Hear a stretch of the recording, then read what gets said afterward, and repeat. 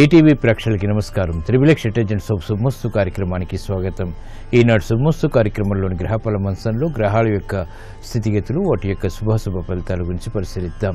అలాగే ఈరోజు 12 రాశుల వారికి ఏ సంఖ్యలు కలిసి వస్తాయి, రంగుల యొక్క ప్రాధాన్యత, ఈరోజు లక్ష్మీవారం లేదా గురువారం, శ్రీ షిర్డీ సాయిబాబాకి చాలా ప్రీతికరమైనటువంటి రోజు. మరి భక్తులు 12 రాశుల వారు శ్రీ షిర్డీ సాయిబాబాని ఏ పూలతో పూజించాలి, ఎటువంటి నైవేద్యాలు స్వామికి నివేదించాలి అనేటువంటి అంశాలతో పాటు భక్తులకు శ్రీ షిర్డీ సాయి అందించినటువంటి దివ్య జ్ఞాన సందేశం ఏమిటో తెలుసుకుందాం. అలాగే 12 రాశుల వారు ఈరోజు ముఖ్యంగా చేపట్టవలసినటువంటి కార్యక్రమాలు ఏమిటో కూడా పరిశీలిద్దాం. ముందుగా నేటి పంచాంగ వివరాలు. శ్రీ దుర్ముఖి నామ సంవత్సరం జ్యేష్ఠ మాసం, ఉత్తరాయణం, గ్రీష్మ ఋతువు. ఈరోజు జ్యేష్ఠ బహుళ ఏకాదశి, దీన్నే యోగిని ఏకాదశి అంటాం. ఈరోజు ఈ ఏకాదశి వ్రతాన్ని ఆరంభించడం ద్వారా దీర్ఘకాలికమైనటువంటి ఆరోగ్య ప్రతికూలత తగ్గుతుంది. ఈరోజు లక్ష్మీవారం లేదా గురువారం, బృహస్పతి యొక్క పరిపాలన పూర్తిగా ఉంటుంది. బృహస్పతి సంపూర్ణ శుభగ్రహం. బృహస్పతి యొక్క అనుగ్రహం ద్వారానే సకల శుభాలు చేకూరుతుంటాయి.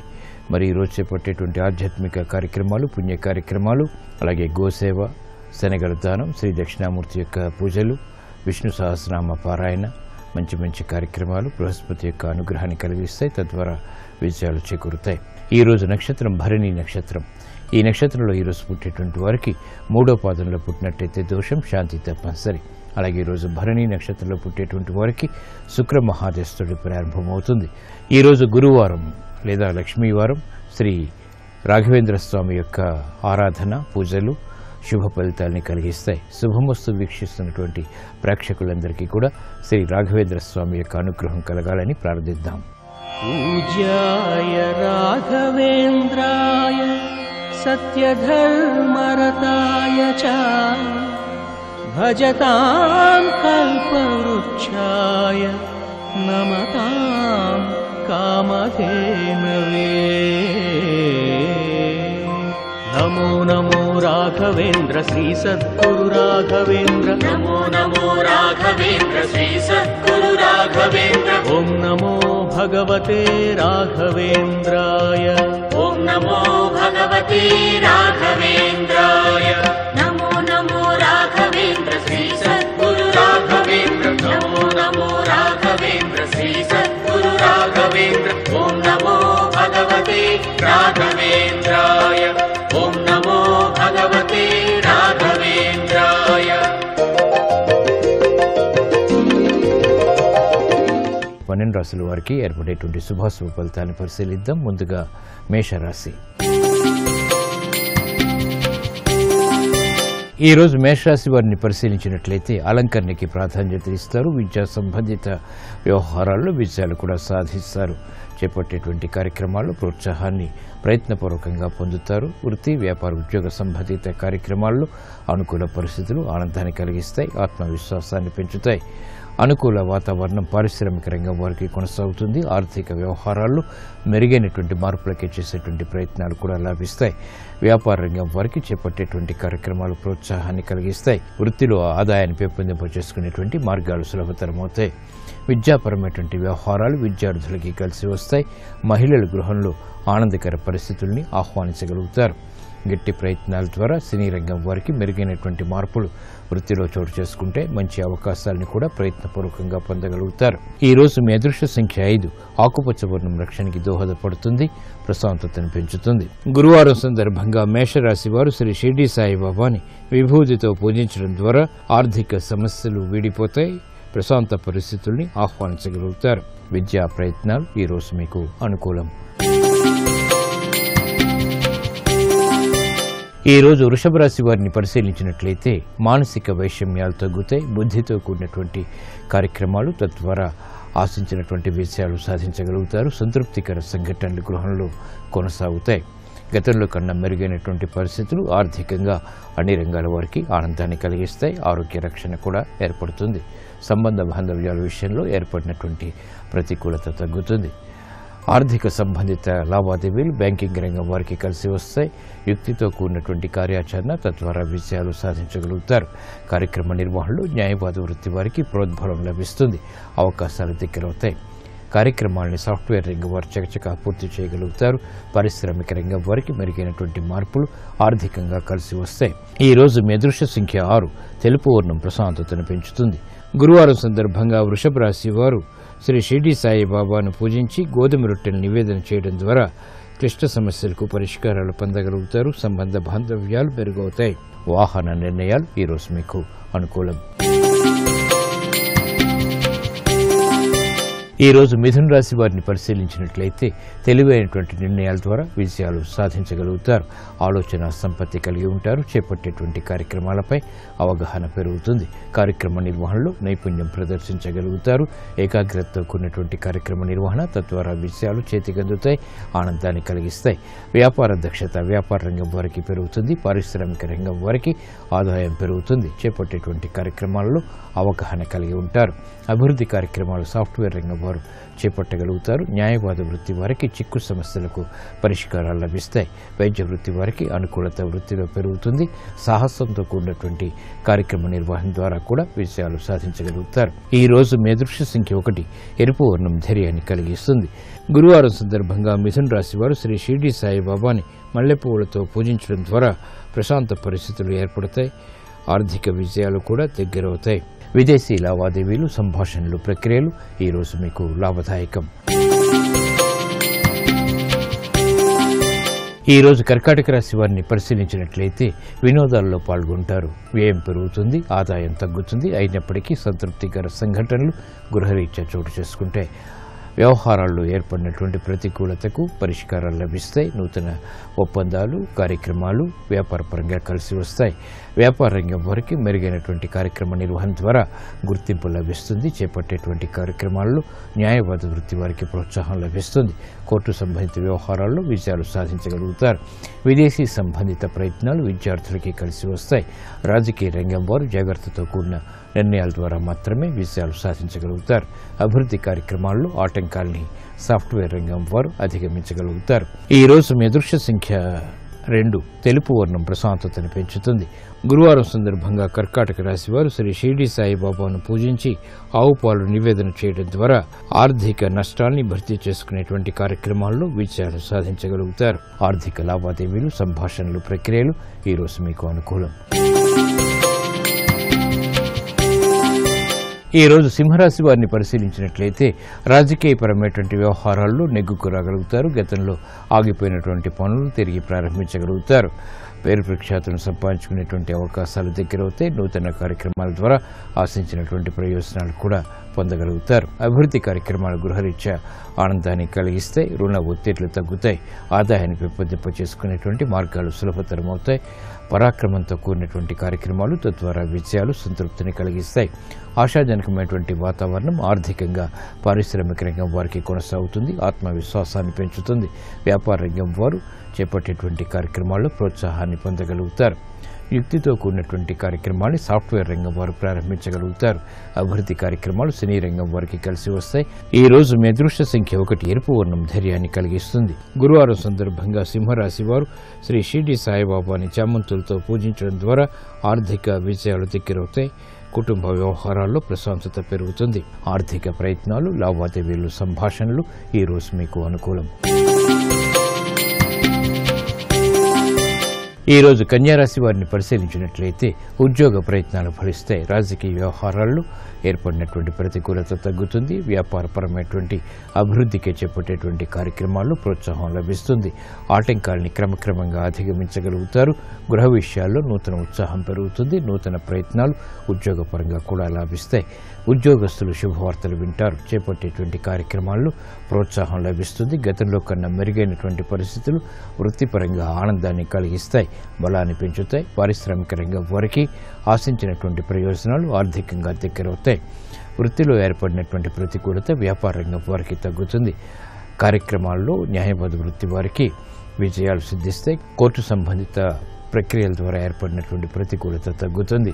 ఈ రోజు మీ అదృష్ట సంఖ్య 6. తెలుపు వర్ణం ప్రశాంతతను పెంచుతుంది. గురువారం సందర్భంగా కన్యారాశి వారు శ్రీ షిరిడి సాయిబాబాను పూజించి పెరుగన్నం నివేదన చేయడం ద్వారా శుభవార్తలు వింటారు. విదేశీ లావాదేవీలు సంభాషణలు ప్రక్రియలు ఈ రోజు మీకు అనుకూలం. ఈ రోజు తులారాశి వారిని పరిశీలించినట్లయితే ఆరోగ్య విషయంలో చిరు సమస్యలు తలెత్తుతాయి. ఆర్థికపరమైనటువంటి కార్యక్రమాలు క్రమక్రమంగా కలిసి వస్తాయి. నూతన ఉత్సాహాన్ని ప్రయత్నపూర్వకంగా పొందగలుగుతారు. బలమైనటువంటి మిత్రుల ద్వారా లబ్ధి చేకూరుతుంది. రాజకీయపరమైనటువంటి అంశాలు బాగానే కలిసి వస్తాయి. వ్యవహారాల్లో చుక్కెదురు పరిస్థితుల్ని రాజకీయ రంగం వారు ఎదుర్కోగలుగుతారు. నూతన విధి విధానాలతో కూడినటువంటి కార్యక్రమాలు తద్వారా క్రమక్రమంగా విజయాలు సాధించగలుగుతారు. అభివృద్ధి కార్యక్రమాలు స్త్రీలకు ఆత్మవిశ్వాసాన్ని పెంచుతాయి. క్రీడారంగం వారికి చేపట్టేటువంటి కార్యక్రమాలు ప్రోత్సాహాన్ని కలిగిస్తాయి. గుర్తింపు లభిస్తుంది. ప్రతిభతో కూడినటువంటి కార్యక్రమాలు విద్యార్థులు చేపట్టగలుగుతారు. ఈ రోజు మీ అదృష్ట సంఖ్య 3. పసుపు వర్ణం త్వరితగతిని శుభాన్ని కలిగిస్తుంది. గురువారం సందర్భంగా తులారాశి వారు శ్రీ షిర్డీ సాయిబాబాని పూజించి గోధుమ రొట్టెలు నివేదన చేయడం ద్వారా వ్యయాన్ని నియంత్రించగలుగుతారు. ఆదాయం పెరుగుతుంది. స్థిరాస్తి కొనుగోలు వంటివి ఈ రోజు మీకు లాభదాయకం. ఈ రోజు వృశ్చిక రాశి వారిని పరిశీలించినట్లయితే వ్యాపార వ్యవహారాల్లో సందిగ్ధ పరిస్థితులు కొనసాగుతాయి. నిర్ణయాలు తీసుకునేటువంటి పరిస్థితులు అయోమయాన్ని సృష్టిస్తాయి. జాగ్రత్తతో కూడినటువంటి కార్యాచరణ వృత్తిరీత్యా తప్పనిసరి. గృహ సంబంధిత కార్యక్రమాల్లో చిరు సమస్యలు ఉన్నప్పటికీ నెట్టుకురాగలుగుతారు. వ్యాపార ప్రతిబంధకాన్ని వ్యాపార రంగం వారు వేగవంతంగా ఎదుర్కోలేకపోతారు. ఆర్థిక సంబంధిత లావాదేవీల విషయంలో పారిశ్రామిక రంగం వారికి చిరు సమస్యలు తలెత్తుతాయి. శారీరక శ్రమ మహిళలకు అధికమవుతుంది. చేపట్టేటువంటి కార్యక్రమాలపై ఏకాగ్రత తగ్గుతుంది. విద్యార్థులు గట్టి కృషితో మాత్రమే రాణించగలుగుతారు. ఆరోగ్య రక్షణ సాఫ్ట్వేర్ రంగం వారికి తప్పనిసరి. కార్యక్రమాన్ని సినీ రంగం వారు ప్రారంభించినప్పటికీ ఆటంకాలతో కూడినటువంటి విజయాలు సాధించగలుగుతారు. ఈ రోజు మీ అదృష్ట సంఖ్య 1. ఎరుపు వర్ణం ధైర్యాన్ని కలిగిస్తుంది. గురువారం సందర్భంగా వృశ్చిక రాశి వారు శ్రీ షిర్డీ సాయిబాబాని గులాబీలతో పూజించడం ద్వారా ప్రమాదాలు దూరమవుతాయి. ఆరోగ్య పరీక్షలు ఈ రోజు మీకు మేలును కలిగిస్తాయి. ఈ రోజు ధనుసు రాశి వారిని పరిశీలించినట్లయితే నిర్ణయాల్ని వేగవంతంగా తీసుకోగలుగుతారు. ఆశాజనకమైనటువంటి వాతావరణం ఆర్థికంగా అన్ని రంగాల వరకు దగ్గరవుతుంది. శ్రమతో కూడినటువంటి విషయాలు గృహరీత్యా మహిళలకు ఆనందాన్ని కలిగిస్తాయి. పారిశ్రామిక రంగం వారు ఆర్థిక వ్యవహారాల్లో ఆచితూచి వ్యవహరించాలి. గతంలో చేసినటువంటి పొరపాట్ల ద్వారా ఏర్పడినటువంటి సమస్యలు ప్రబలమవుతాయి. వ్యాపార రంగం వారు ఆచితూచి నిర్ణయాలు తీసుకోవాలి. సినీ రంగం వారికి అనుకూల పరిస్థితులు ఉన్నప్పటికీ ఆర్థిక వేధింపులు కూడా సమాంతరంగా కొనసాగుతాయి. చేపట్టేటువంటి కార్యక్రమాలు సాఫ్ట్వేర్ రంగం వారికి మొదట ప్రతికూలత తర్వాత అనుకూలతని కలిగిస్తాయి. న్యాయవాద వృత్తి వారు జాగ్రత్తతో కూడిన నిర్ణయాల ద్వారా మాత్రమే విజయాలు సాధించగలుగుతారు. ఈ రోజు మీ అదృష్ట సంఖ్య 3. పసుపు వర్ణం త్వరితగతిని శుభాన్ని కలిగిస్తుంది. గురువారం సందర్భంగా ధనుస్సు రాశి వారు శ్రీ షిర్డీ సాయిబాబాను మల్లెపూలతో పూజించడం ద్వారా శుభ పరిణామాలు చోటు చేసుకుంటే ఆర్థిక బలం చేకూరుతుంది. గృహ కార్యాలు కార్యక్రమాలు ఈ రోజు మీకు అనుకూలం. ఈ రోజు మకర రాశి వారిని పరిశీలించినట్లయితే సంబంధ బాంధవ్యాల విషయంలో ఏర్పడినటువంటి ప్రతికూలత తగ్గుతుంది. లాభదాయకమైనటువంటి కార్యక్రమ నిర్వహణ వ్యాపార పరంగా కొనసాగించగలుగుతారు. ఆశించినటువంటి ప్రయోజనాలు గృహపరంగా లభ్యమవుతాయి. చేపట్టేటువంటి కార్యక్రమాల్లో అనిశ్చిత పరిస్థితులు ఉన్నప్పటికీ ఆసక్తితో కూడినటువంటి కార్యక్రమాల ద్వారా విజయాలు సాధించగలుగుతారు. అభివృద్ధి కార్యక్రమాలు అన్ని రంగాల వరకు క్రమక్రమంగా దగ్గరవుతాయి. పారిశ్రామిక రంగం వారికి మెరుగైనటువంటి మార్పులు వృత్తిరీత్యా తప్పనిసరి. ఆశించినటువంటి ప్రయోజనాన్ని క్రమక్రమంగా పొందగలుగుతారు. వ్యాపారస్తులు చేపట్టేటువంటి కార్యక్రమాల్లో జాగ్రత్తలు వహించాలి. విద్యార్థులకి అభివృద్ధి కార్యక్రమాలు విద్యాపరంగా కొనసాగుతాయి. విదేశీ సంబంధిత ప్రయత్నాలు కూడా కలిసి వస్తాయి. ఈ రోజు మీ అదృష్ట సంఖ్య 6. ఎరుపు వర్ణం ధైర్యాన్ని కలిగిస్తుంది. గురువారం సందర్భంగా మకర రాశి వారు శ్రీ షిర్డీ సాయిబాబాని విభూతితో పూజించడం ద్వారా లాభదాయకమైనటువంటి కార్యక్రమాలు తద్వారా విజయాలు చేతికందుతాయి. ఆర్థిక ప్రయత్నాలు ఈ రోజు మీకు అనుకూలం. ఈ రోజు కుంభరాశి వారిని పరిశీలించినట్లయితే కార్యక్రమాలను చకచకా పూర్తి చేయగలుగుతారు. నైపుణ్యంతో కూడినటువంటి వ్యవహారాల ద్వారా విజయాలు సిద్ధిస్తాయి. అభివృద్ధి కార్యక్రమాల్లో ఆశించినటువంటి ప్రయోజనాలు దక్కుతాయి. సంబంధ బాంధవ్యాలు మెరుగవుతాయి. మిత్రుల ద్వారా లబ్ధి చేకూరుతుంది. చేపట్టేటువంటి కార్యక్రమాలు వ్యాపార రంగం వారికి అభివృద్ధిని కలిగిస్తాయి. ఆర్థిక పుష్టికి దోహదపడతాయి.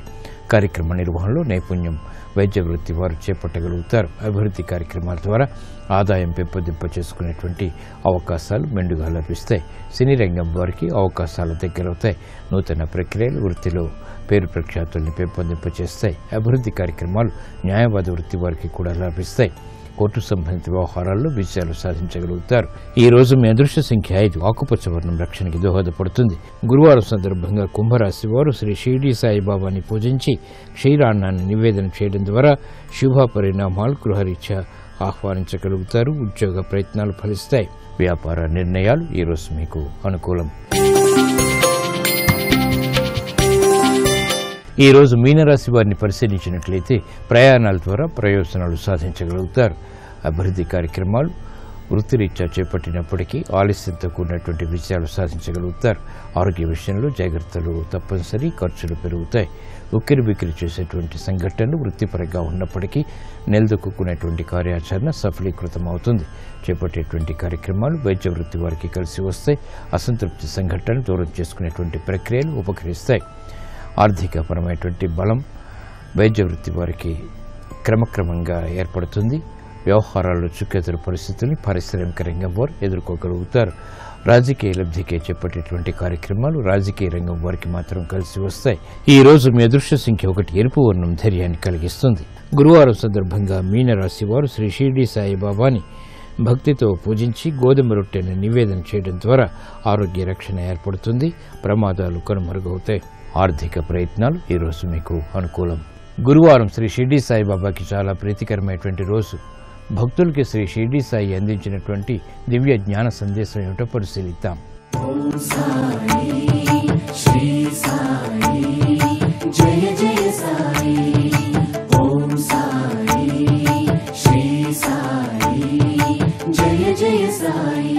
సాయి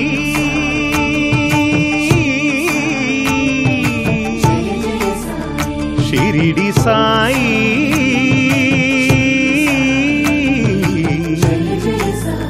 షిరిడి సాయి. షిరిడి సాయి జీవితమే ఓ ఆధ్యాత్మిక సందేశం. ఆయన చర్యలు, ఆయన ప్రకటించినటువంటి లీలల ద్వారా భక్తులకి ఎన్నో ఉపదేశాల్ని, దివ్య మార్గాల్ని అందించారు. సాయి తత్వాన్ని అర్థం చేసుకుని ఆచరించటమే సాయిబాబాకు మనం చేసేటువంటి నిజమైనటువంటి పూజ. పైకి భిక్షాటం చేస్తూ అంతర్లీనంగా ఓ మహాయోగిగా బాబా ప్రకటితమయ్యేవారు. ఇది ఆయన నిరాడంబరతను సూచిస్తుంది. ఎంత విజ్ఞానవంతులైనా మేధావంతులైనా ఆడంబరాల్ని ప్రదర్శించరాదని బాబా సందేశం. షిరిడీలో బాబా పిల్లలతో గోళీలాట ఆడేవారు. భగవంతుడు ఆడించేటువంటి ఆటలో మనం కేవలం క్రీడాకారులమేనని, గెలుపు ఓటములన్నీ కూడా ఆయన ఆధీనమే అని అంతర్లీన సందేశం ఇందులో ఉంది. పశుపక్షాదుల పట్ల బాబాకు అపారమైనటువంటి కరుణ ఉండేది. తన భిక్షాటంలో వచ్చినటువంటి ఆహారాన్ని వాటికి అధిక భాగం కేటాయించేవారు. బాబా తన దగ్గరకు వచ్చినటువంటి భక్తులకు ఊదిని ప్రసాదంగా ఇచ్చేవారు. ఎన్నో మహిమలు ఉన్నటువంటి ఈ విభూదిలో ఎన్నో ఆధ్యాత్మిక భావనలు ఉన్నాయి. మనిషి తనువు చాలించినా చివరికి మిగిలేది ఎన్నటికీ నాశనం కానిది విభూది. కాబట్టి ఆ జ్ఞాన దృష్టి కలిగి ఉండాలని బాబా ఊదిని ప్రసాదంగా ఇచ్చేవారు. ఇప్పటికీ షిరిడి సాయి మందిరంలో ఈ సంప్రదాయం కొనసాగుతుంది. సబ్కా మాలిక్ ఏక్ అనేటువంటి సూత్రం ద్వారా సకల సృష్టికి దేవుడొక్కడే అని సందేశాన్ని షిరిడి సాయి చాటి చెప్పారు. ఇలా బాబా తన చర్యల ద్వారా ఎన్నో సందేశాల్ని మనకు అందించారు.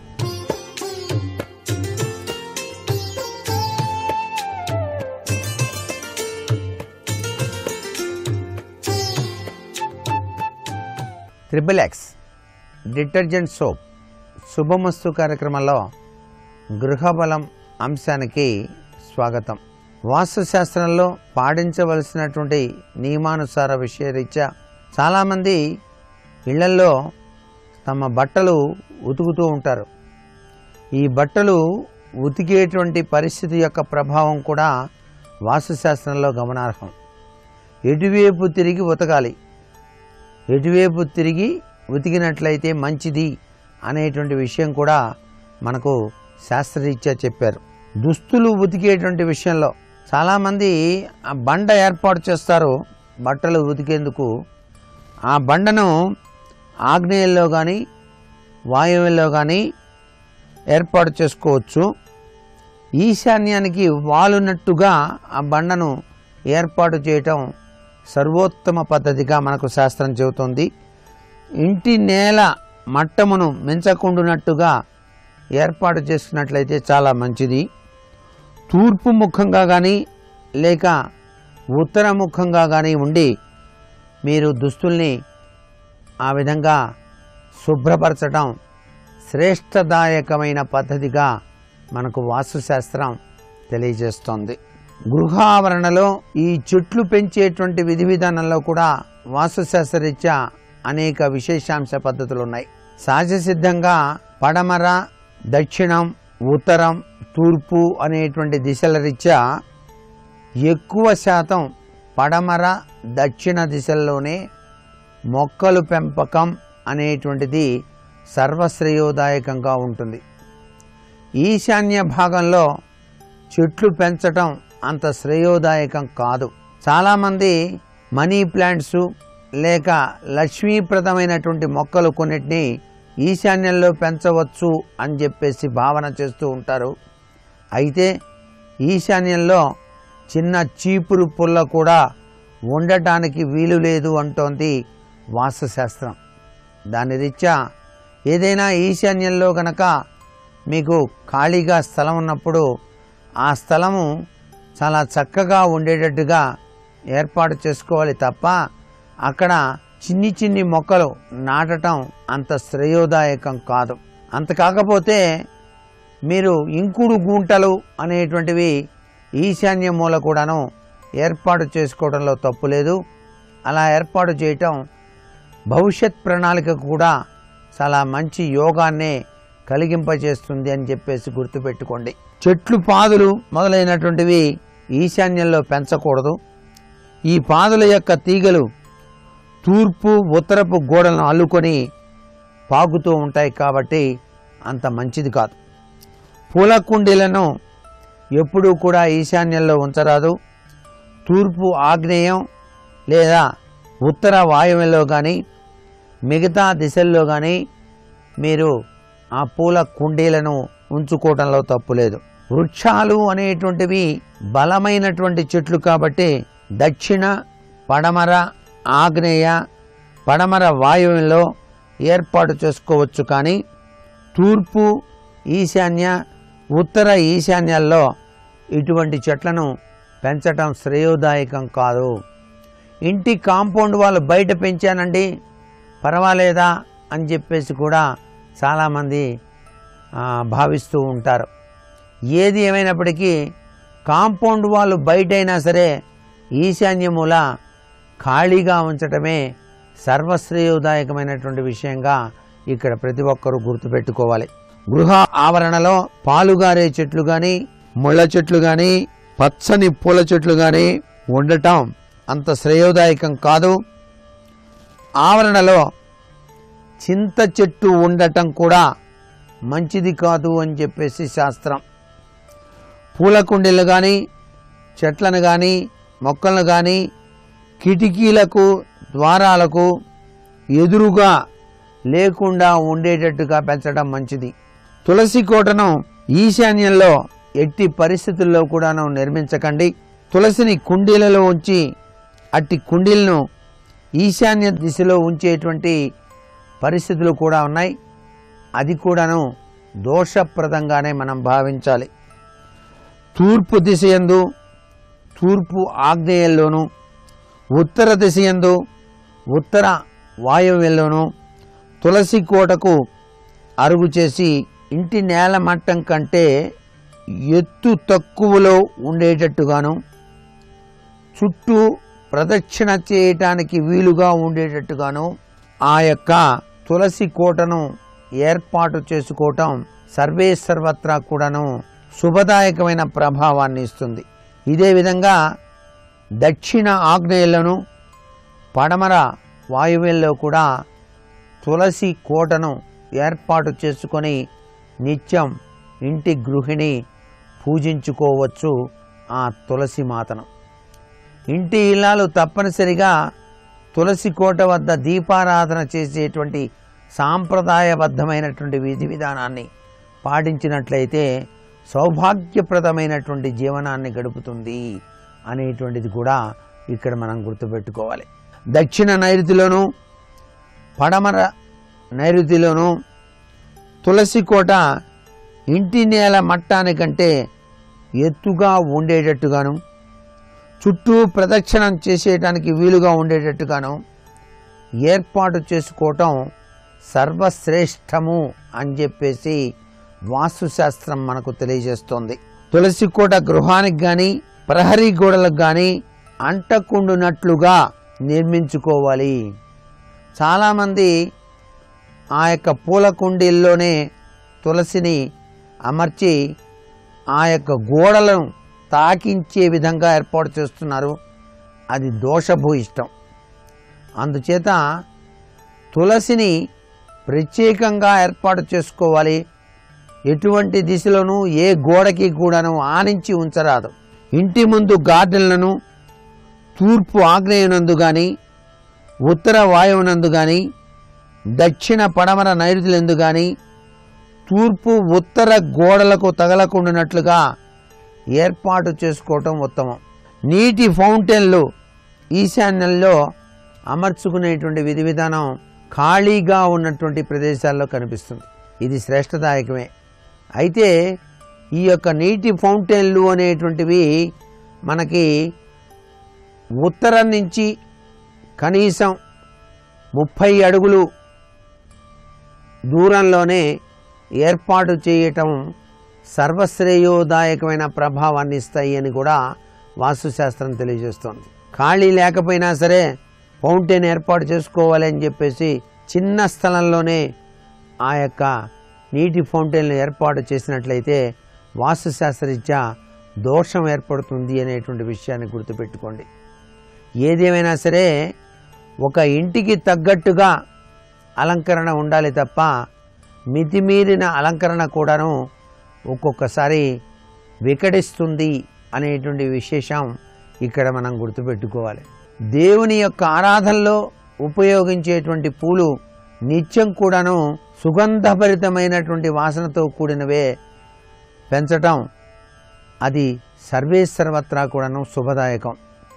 మరికొన్ని ముఖ్య విషయాలు రేపటి శుభమస్తు కార్యక్రమంలో తెలుసుకుందామా? మరి సర్వే జనా సుఖినో భవంతు.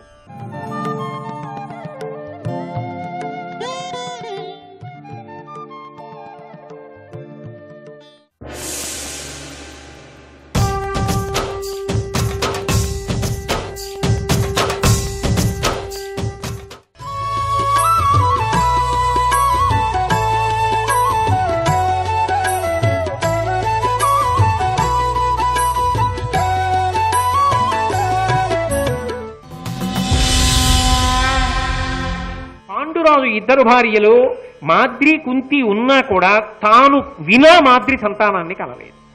ఎందుకని ఆ మంత్రం తనకే ఉంది తప్ప ఉపదేశం మాద్రికి లేదుగా. దుర్వాస మహర్షి తనను అనుగ్రహించి ఇచ్చాడు. అందుకని ఇద్దరు భార్యలలో పాండురాజుకు మనశ్శాంతి కల్పించిన దానం నేనే, ధార్మిక సంతానం ఇచ్చిన దానం నేనే. ఇప్పుడు నేను మళ్ళీ తల్లినై అంతెత్తున పైకెక్కి కూర్చుని పాండురాజును ఉద్ధరించి ఆనందాన్ని పొందుతున్నాను. ఆమె ఇప్పుడు దాపరికం చేయలేదు, కర్ణజననం చెప్పలేదు, కర్ణజననం చెప్పదు. ఎందుకని? అందువలన అన్నప్పుడల్లా మీకు అర్థం. కాబట్టి ఇదొక్కటి చెప్పింది. నా చిన్నతనంలో ఇంటికి వచ్చిన అతిథుల్ని సేవించాను. అలా సేవించినప్పుడు దుర్వాసో మహర్షి కూడా వచ్చారు, వారిని సేవించాను. ఆయన ఎంతో ఆనందపడి, అమ్మా ఎప్పుడైనా నేను ఇచ్చిన ఈ మంత్రాన్ని నువ్వు ఎవరైనా దేవతని ఉద్దేశించి మనసులో పలికితే ఆ దేవత వచ్చి నీకు సంతానాన్ని అనుగ్రహిస్తాడు. దేవతలు సంతానాన్ని అనుగ్రహించేటప్పుడు అన్ని విధాలుగాను మనుష్యులలాగే ప్రవర్తించరు. కంటి చూపు చేత అనుగ్రహిస్తారు, స్పర్శ చేత అనుగ్రహిస్తారు, మాట చేత అనుగ్రహిస్తారు. అనేక రూపాలుగా దేవతలు అనుగ్రహించగలరు. కాబట్టి ఇప్పుడు నేను దేవతలని ప్రార్థన చేసి కుమారులను పొందగలను, నీ ఆజ్ఞ వలన మాత్రమే. నువ్వు కొడుకులు కావాలంటున్నావు కాబట్టి అంది. ఆయన అన్నాడు, ఎంత చల్లటి వార్త చెప్పావు కుంతి, నాకు పితృరుణం తీరుతుంది. నువ్వు ధర్మదేవతని ప్రార్థన చెయ్యి. ఎందుకో తెలుసా? లలితాంగి ఎల్లలోకంబులు ధర్మమునందు నిలుచు. ఎంత ధర్మానురక్తి కలిగిన వాడు పాండురాజో, ఎంత ధర్మానురక్తి కలిగినది కుంతిదేవో మీకు అర్థమవుతోంది. తప్ప గాడి తప్పిన మనుష్యులు కారు వాళ్ళు. కాబట్టి ఎల్లలోకంబులు ధర్మమునందు నిలుచు, పొలుపుగా ధర్మంబు తలుపుమా. అతడు మరి వేల్పుల లోపల పెద్ద ధర్మమున సత్యమున. ధర్మదేవత ఉన్నాడే ఆయన మహానుభావుడు. అసలు ఈ లోకములన్నీ ధర్మములోనే నిలబడ్డాయి. ఆ ధర్మమే సత్యము, సత్యమే ధర్మము. ధర్మము వలన సత్యము కలుగుతుంది. సత్యం ఉన్నది అంటే ధర్మము వలన సత్యమునకు వెళ్ళాడు. కాబట్టి ధర్మం అంటే కదలికలండి. కదలిక లేని స్థితి సత్యము. నేను ఎలా బ్రతకాలో అలా బ్రతుకుతున్నాను అనుకోండి. ఒక మంచి కొడుకుగా, ఒక మంచి భర్తగా, ఒక మంచి అన్నగా, ఒక మంచి తమ్ముడిగా, ఒక మంచి పౌరుడిగా, ఒక మంచి భక్తుడిగా భగవంతుడు చెప్పినట్టు బ్రతికాననుకోండి, అదే చివరికి మోక్షమునకు కారణమవుతుంది. మోక్షము కదలిక లేని స్థితి. ధర్మము సత్యమునకు దారితీస్తుంది. సత్యము అంటే ఇక మార్పు లేని స్థితి, అదే మోక్షము. కాబట్టి అటువంటి ధర్మము మీద సత్యము కూడా ఆధారపడి ఉంది. కాబట్టి ధర్మదేవతని ప్రార్థన చేయి, ఆయన వలన నువ్వు మొదటి కుమారుని పొందెదవుగాక. ఆమె ఏం చేసింది? ఆ పుట్టవలసినటువంటి పిల్లవాడు పాండురాజు కుమారుడే. దేవరన్యాయంతో దేవతలని ప్రార్థన చేసి మంత్రాధిష్టాన దేవతల యొక్క అనుగ్రహంతో మంత్రం వలన పొందుతోంది. ఇంత దూరం ఆలోచించి ఇచ్చాడు దుర్వాసో మహర్షి మహానుభావుడు. భర్తకి ప్రదక్షిణం చేసింది. ప్రదక్షిణం చేసి దుర్వాసో మహర్షికి నమస్కరించి, ధర్మదేవతకి నమస్కరించి మంత్రాన్ని మనసులో తిప్పింది. ధర్మదేవత ప్రత్యక్షమయ్యాడు. అమ్మా, నీకు వరం ఇస్తున్నానమ్మా, నా అంశలో నీకు కుమారుడు కలుగుతాడు అన్నాడు. ఆమె గర్భమును ధరించింది. 1 సంవత్సర కాలం, 10 నెలల కాలం పూర్తయిపోయింది.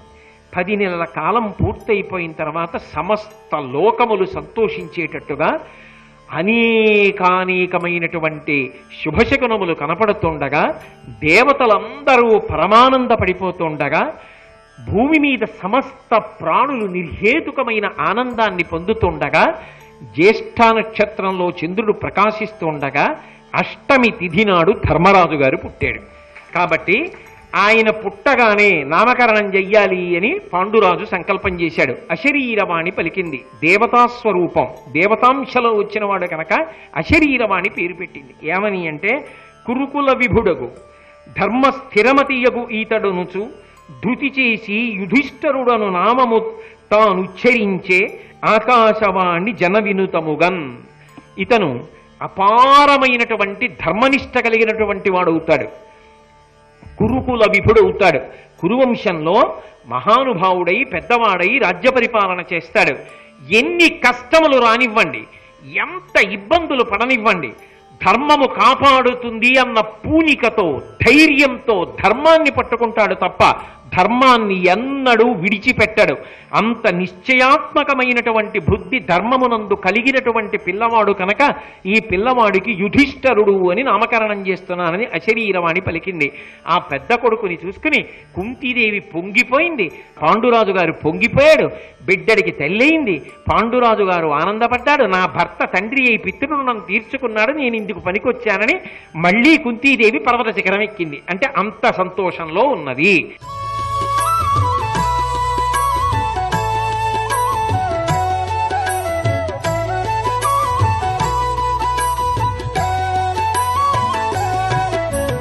కుంతిదేవికి ధర్మరాజు జన్మించిన తరువాత పాండురాజు అపారమైనటువంటి ఆనందానికి లోనయ్యాడు. ఎందుచేత అంటే, కొడుకు పుట్టాడు అన్నది ఒక సంతోషం అయితే, ఆయనకి ఉన్నటువంటి రుణాలలో అప్పటి వరకు తీరకుండా మిగిలిపోయినటువంటి రుణం పితృరుణం. ఆ పితృరుణాన్ని తీర్చుకున్న కారణం చేత ఉత్తమ గతులను పొందడానికి నేను అర్హతని సంపాదించుకున్నానని, అలా తాను పితృరుణం తీర్చుకోవడానికి దోహదపడినటువంటి ఇల్లాలైనటువంటి కుంతీదేవి వంక చూసి అపారమైన సంతోషాన్ని వెలిబుచ్చాడు. కొంతకాలం అయిన తరువాత కుంతీదేవిని పిలిచి ఒక మాట అన్నాడు. నిరుపమ కీర్తి పాండు ధరణీపతి వెండియు కుంతి చూచి అంబురుహదళాక్షి ఇంక ఒక పుత్రు ఉదార చరిత్రు ఉత్తమ స్థిర జవసత్తు అయ్యనిలదేవు దయంజనియింపు పెంపుతో కురుకుల రక్షకుండ తడగున్ బలవద్భుజ విక్రమోన్నతిన్. ఓ కుంతి, ధర్మ దేవత యొక్క అనుగ్రహం చేత పెద్ద కుమారుడైనటువంటి ధర్మరాజుని పొందావు. అయితే ఇందులో పాండురాజు యొక్క దూరదృష్టి అవగతమవుతుంది.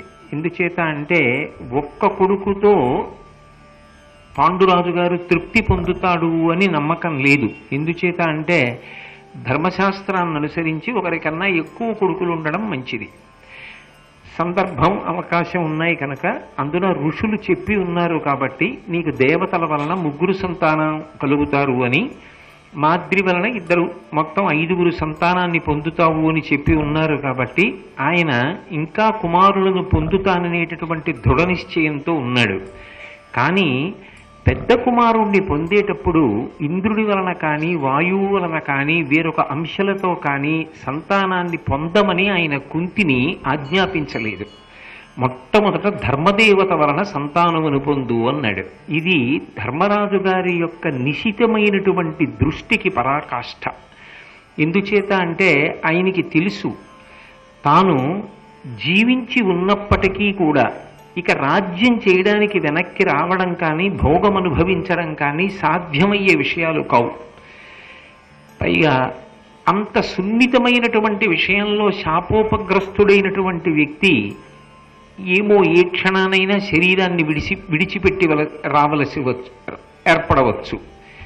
అన్నిటిని మించి అసలు మనుష్యుని యొక్క జీవితమే బుద్భుతప్రాయం కదా. తాను శాశ్వతంగా ఉంటాడు, ఇంతకాలం ఉంటాడని ఎవరు మాత్రం చెప్పగలరు? తన తర్వాత పిల్లలందరికీ కూడా పెద్దవాడైనటువంటి అన్నగారు ఎవరుంటాడో ఆయన తండ్రి స్థానాన్ని భర్తీ చేసి తండ్రిగా నిలబడి నడిపించవలసి ఉంటుంది. ఆ నడిపించగలిగినటువంటి వాడికి కేవలముగా శారీరక బలం ఒక్కటి ఉంటే సరిపోదు. అది కొంతవరకు మాత్రమే పనికొస్తుంది. కానీ గెలిపించగలిగినది, జీవితంలో నిలబడేటట్టు చెయ్యగలిగినది, అపారమైనటువంటి కీర్తినివ్వగలిగినది, భగవంతుని యొక్క అనుగ్రహాన్ని తెచ్చి కట్టపెట్టగలిగినది ఏది అంటే ధర్మము. ఆ ధర్మమునందు అనురక్తి ఉంటే, ధర్మానుష్ఠాన తత్పరుడైతే తప్పకుండా వాడు పరమేశ్వరుని యొక్క అనుగ్రహానికి నోచుకుంటాడు. కింద ఉన్నటువంటి వాళ్ళు కొద్దిగా ఆవేశకావేశాలకి ఏ సందర్భంలోనైనా లోనైనా కష్టసుఖాలు వచ్చినా ధర్మమును తప్పకుండా నిలబడగలిగినటువంటి ప్రజ్ఞ పెద్ద కుమారుని యందు ఉంటే తండ్రి తర్వాత తండ్రి వంటి వాడు కనుక, శాసకుడు కనుక అన్నగారి మార్గంలో కింద ఉన్నటువంటి వాళ్ళు ప్రయాణం చేస్తారు. అప్పుడు వాళ్లకున్నటువంటి పరాక్రమం కానీ, వాళ్లకున్నటువంటి తెలివితేటలు కానీ ఎప్పుడూ భ్రంశమై కేవలముగా ఒక కోరిక తీర్చుకోవడం వరకు మాత్రమే పరిమితం కాకుండా కష్టం వచ్చినా సుఖం వచ్చినా ధర్మమునకు కట్టుబడగలిగినటువంటి శక్తి ధార్మికుడైన అన్నగారు చూపించినటువంటి మార్గంలో ప్రయాణం చేసి భగవద్ అనుగ్రహాన్ని పొందడానికి కావలసినటువంటి ఆ స్థితిని వాళ్ళు సంతరించుకుంటారు. అందుకే పెద్ద కొడుకు ధర్మదేవత యొక్క అనుగ్రహంతో రావాలి అని కోరుకున్నాడు. ఇక ఇంకొక కుమారుణ్ణి కూడా నువ్వు కను. ఇప్పుడు ఏ దేవత యొక్క అనుగ్రహంతో పొందాలి అన్నది నిర్ణయం చేస్తున్నాడు.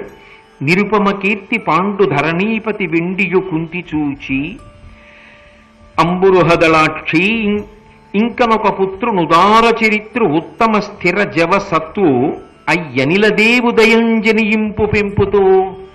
వాయువు యొక్క అనుగ్రహం చేత నువ్వు ఉదారమైనటువంటి చరిత్ర కలిగినటువంటి వాణ్ణి, ఉత్తమమైనటువంటి స్థిరమైనటువంటి జవసత్వములు కలిగినటువంటి వాణ్ణి, అంటే గొప్ప గమనవేగం కలిగినటువంటి వాణ్ణి, అపారమైనటువంటి శక్తి కలిగిన వాణ్ణి, మనస్సులో కూడా గొప్ప పూనికను పొందినటువంటి వాణ్ణి. ఎందుచేత అంటే మీరు ఒకటి ఆలోచించండి, శారీరకంగా చాలా గొప్ప బలం ఉంది, కానీ మనసు చాలా పిరికిది. అయ్య బాబోయ్ మనకెందుకులేండి అంటాడు ప్రతిదానికి. అది ధర్మము చేత కట్టుబడితే వేరు విషయం. కానీ ఎక్కడా కూడా ఒక అడుగు ముందుకు వేయడానికి కూడా భయం. అక్కడ ఏదో మంచి కార్యక్రమం జరుగుతూ ఉంటే వెడదామా అన్నారనుకోండి, అక్కడికి వెళ్ళిన తర్వాత కాలు జారి పడితే, చీకట్లో ఎవరైనా గబుక్కుని తోసేస్తే లేనిపోని అవస్థ ఎందుకు లేదు అని కూర్చుంటాడు. ఆయనకేమీ ఆరోగ్యానికి తక్కువ లేదు, కానీ మనసులో ఏదో బిగుడు, ఎప్పుడూ ఏదో జరిగిపోతుందని భయం. అప్పుడు శారీరకమైన బలము ఉన్నా మనస్సు యందు తగినటువంటి అధ్యవసాయము లేదు కనుక ఆయన ఏ కార్యాన్ని సాధించలేడు. మనసుకి చాలా గొప్ప సంకల్ప శక్తి ఉంది, ఆచరించాలనేటటువంటి ఉత్సాహం ఉంది, శరీరానికి బలం లేదు, సహకరించదు. అప్పుడు ఏమైనా సాధించగలడా? అప్పుడూ సాధించలేడు. ఒక మనిషి విమల చరిత్రుడు కావాలి అంటే, చాలా కీర్తివంతుడు కావాలి అంటే 2 సమతూకంలో కలవాలి. శరీరము ఏ కార్యము చెయ్యాలో ఆ కార్యమునకు తగినటువంటి బలాన్ని సంతరించుకొని ఉండాలి. ఆ బలం లేదనుకోండి, ఆయన ఏం కార్యక్రమాన్ని నిర్వహణ చేస్తాడు? శరీరమునకు బలము ఉండడం ఒకెత్తు, మనసు పూనికతో నిలబడగలగడం ఒకెత్తు. ఈ 2 ఎవరి యందు ప్రకాశిస్తాయో వాడు ఏ కార్యాన్నైనా సాధించి కీర్తివంతుడవుతాడు. ఆ కీర్తి మనిషికి శాశ్వతత్వాన్ని ఇస్తుంది. మనిషి ఎప్పుడూ శాశ్వతుడు కాడు, ఏదో ఒకనాడు వెళ్ళిపోవలసిందే. కానీ మనిషి పేరు ఎందుకు ఉండిపోతుంది, ఎందుకు చెప్పుకుంటారు అంటే, ఆయన సాధించినటువంటి విషయములను ఆధారం చేసుకుని చెప్తారు. ఆయన విషయాన్ని సాధించగలగాలి అంటే మనసు యందు జవము ఉండాలి, శరీరమునందు సత్వము, శక్తి ఉండాలి. అందుకే ఎంత గొప్పగా కోరాడో చూడండి. మనిషి శరీరమునకు ఉండేటటువంటి బలము ప్రధానంగా ఊపిరి మీదే ఆధారపడుతుంది. ఎంత బలం ఉన్నవాడైనా చల్లటి గాలి కాస్త వేసేటప్పటికి ఆయాసం వస్తుందనుకోండి, ఇంకా ఆయన ఏం చేస్తాడు? ఏమి చేయలేడు. కానీ ఆ వాయువు యొక్క అనుగ్రహం ఉంటే శరీరమునకు బలము, మనస్సునకు జవము, ఈ 2 ఉన్నాయనుకోండి, ఆయన కార్యమును సాధించగలడు. అందుకే భరతకులంలో పుట్టేటటువంటి ఈ తరువాతి కుమారుడు చాలా గొప్ప కీర్తివంతుడు కావాలి అంటే ఈ 2 గుణములతో ప్రకాశించగలిగినటువంటి వాడై ఉండాలి. అందుకని వాయుదేవుని యొక్క అనుగ్రహము చేత నువ్వు ఇంకొక కుమారుని పొందు అన్నాడు. ఆమె తన దగ్గర దుర్వాసో మహర్షి ఉపదేశం చేసినటువంటి మంత్రం ఏదైతే ఉందో ఆ మంత్రాన్ని ఆధారం చేసుకుని, అంటే ఆ మంత్రాన్ని మనసులో జపం చేసి వాయువుని ఆహ్వానించింది. ఆ వాయుదేవుని యొక్క వరప్రసాదం చేత భీమసేనుడు పుట్టాడు. ఆయన పుట్టుకతోనే మహాబలశాలి, అంత గొప్ప బలశాలి అయినవాడు, మనసునందు ఎప్పుడూ పూనికతో ఉత్సాహంతో ఉండేటటువంటి కుమారుడు జన్మించాడు. కొంతకాలం అయిన తర్వాత పాండురాజు గొప్ప తపస్సు చేశాడు. ఆ తపస్సు చేసేటప్పుడు తానొక్కడూ చేయడం కాదు, తన యొక్క పట్టమహిషి అయిన కుంతీదేవిని పిలిచి, నువ్వు కూడా 1 సంవత్సరం పాటు నియమపాలనం చెయ్యి, వ్రతపాలనం చెయ్యి, దీని చేత మనకి ఒక ఉత్తముడైనటువంటి కుమారుడు లభిస్తాడని ఆయన గొప్ప తపస్సు చేశాడు. చేస్తే ఇంద్రుడు ప్రత్యక్షమయ్యాడు. ఆయన కోరిక ఏమిటి అన్నది తెలుసుగా. అందుకని ఆయన అన్నాడు, నీ బంధువులు, నీ స్నేహితులు పరమ సంతోషాన్ని పొందేటట్టు, శత్రు బలాన్నంతటినీ కూడా కాకావికలు చెయ్యగలిగినటువంటి వాడు, గొప్ప అస్త్ర సంపన్నత కలిగినటువంటి వాడు, మహోత్కృష్టమైనటువంటి కీర్తిని పొందగలిగినటువంటి కుమారుడు నీకు జన్మిస్తాడు. అంటే ఆయన అనుగ్రహం లభించింది అంటే ఇంద్రాంశతో ఒక కొడుకు కావాలి. కాబట్టి కుంతీదేవితో అన్నాడు, అమరగణంబులోన పరమార్థమ ఇంద్రుడు పెద్ద, సర్వలోకములకు వల్లభుండతడు, కావున అయ్యమరాధిప ప్రసాదమున సుతున్ సురేంద్ర సము ధర్మ సమన్వితు అస్మదీయ వంశము వెలిగింపగాపడయు సర్వ జగత్ పరిరక్షణక్షమున్. ఒక్క మాట మాట్లాడితే ఎంత గొప్పగా మాట్లాడతాడో. అప్పటికి ఏదో కొడుకు పుట్టాలని కోరడం కాదు, ఆ కొడుకు వంశము యొక్క కీర్తి ప్రతిష్టలని నిలబెట్టగలిగినటువంటి వాడై ఉండాలి. ఆయన తర్వాత వచ్చినటువంటి వాళ్ళని, ఆయనకి ముందు వచ్చినటువంటి వాళ్ళని కూడా ఉత్తమ లోకవాసానికి అర్హత కల్పించగలిగిన వాడై ఉండాలి. అటువంటి నడవడితో ఉండాలి. అందుకే ఆయన అన్నాడు, దేవతాగణములకన్నిటికీ కూడా పెద్దవాడెవరు అంటే ఇంద్రుడు. అటువంటి ఇంద్రుని యొక్క అనుగ్రహం చేత నువ్వు ఒక కుమారుణ్ణి కను. ఆ కుమారుడు ఎటువంటి వాడు కావాలి అంటే సురేంద్ర సముడు కావాలి. ఇంద్రుడు దేవతలలో ఎంత ప్రఖ్యాతితో ఉంటాడో, ఈ పిల్లవాడు అంతటి అద్భుతమైనటువంటి గుణములతో కూడుకున్నవాడు, అంతటి విలువిద్యా పారంగతుడు కావాలి. కేవలము పరాక్రమం ఉంటే సరిపోదు. కేవలము పరాక్రమం ఉండి ధర్మమునందు అనురక్తి లేదనుకోండి, ఆ పరాక్రమం కానీ ఆ విలువిద్య కానీ లోకనాశనానికి పనికొస్తాయి. అదే భారతంలో ఎంతమంది కనపడలేదు? మీరు వేదవ్యాసుడి గురించి విన్నప్పుడు అశ్వత్థామ పాండవుల యొక్క కోడళ్ల గర్భములు కూడా నశించిపోవాలని కోరి బ్రహ్మశిరోనామకాస్త్ర ప్రయోగం చేసినటువంటి సందర్భాన్ని గమనించారు కదా. ధర్మాన్ని విడిచిపెట్టిన నాడు ఎంత శక్తి ఉంటే మాత్రం ఉపయోగం ఏముంది?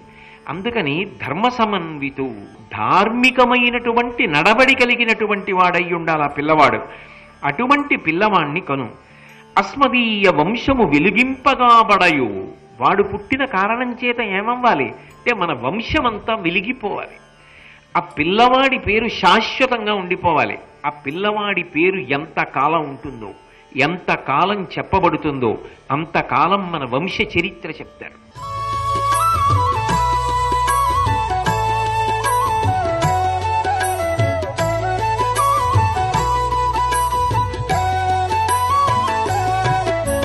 సర్వం శ్రీ ఉమామహేశ్వర పరబ్రహ్మార్పణమస్తు.